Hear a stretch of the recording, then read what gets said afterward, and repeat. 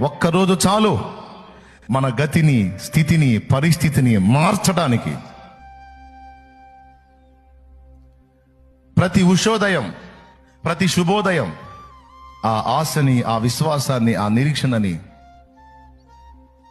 నువ్వు కలిగి ఉండమని నిన్ను హెచ్చరిస్తుంది. నిన్న మారలేదా? మొన్న మారలేదా? ఈరోజు కూడా మారలేదా?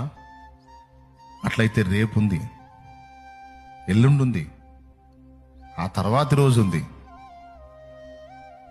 సింపుల్గా ఒక మాటలో చెప్పాలంటే, నీ విషయమై దేవుడు ఖచ్చితంగా జోక్యం చేసుకునే ఒక రోజు ఉందే.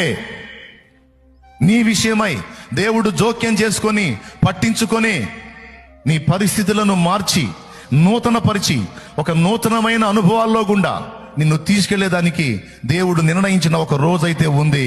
నమ్మితే విశ్వాసంతో